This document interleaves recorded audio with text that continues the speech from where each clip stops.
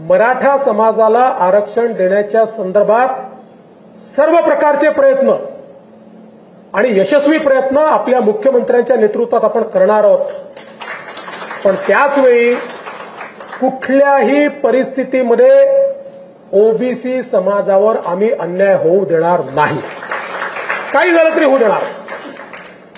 या संदर्भात भारतीय जनता पक्षाचं कमिटमेंट हे ओबीसी समाजाच्या सोबत आहे। काही झालं तरी ओबीसी समाजाच्या संदर्भात त्यांच्या आरक्षणावर संकट हे आम्ही येऊ देणार नाही, हे आमचं कमिटमेंट आहे। आणि मी तर हे माझ्या अनुभवातनं सांगतो की निवडणुकीवर याचा परिणामच होत नाही।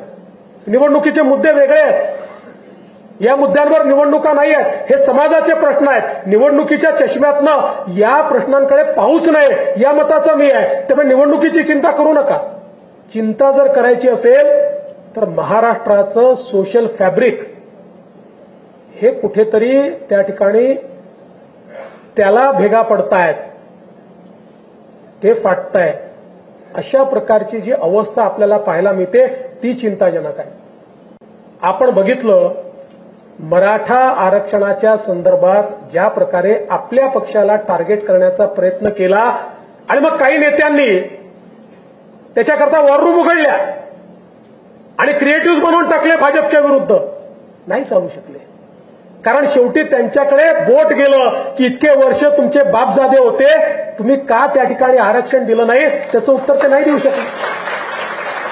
देऊ शकत नाही, कारण त्यांनी निव्वळ राजकारण केलं आहे। शिंदे सरकार आणि त्यांचे सगळेच जण आरक्षण 14 तारखेला मिळेल, आरक्षण 20 तारखेला मिळेल, आता आरक्षण 24 तारखेला मिळेल, हे म्हणून मराठ्यांना फसवत आहे।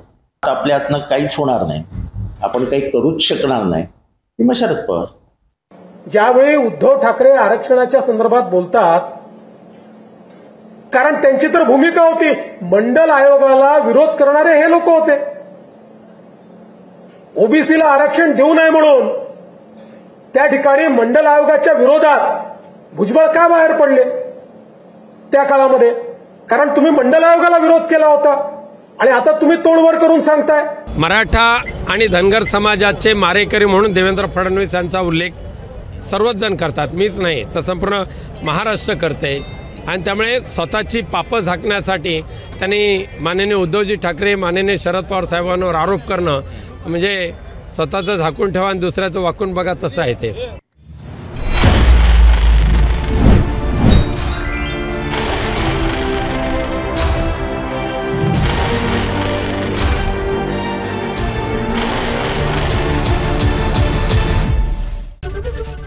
एबीपी माझा, उघडा डोळे बघा नीट।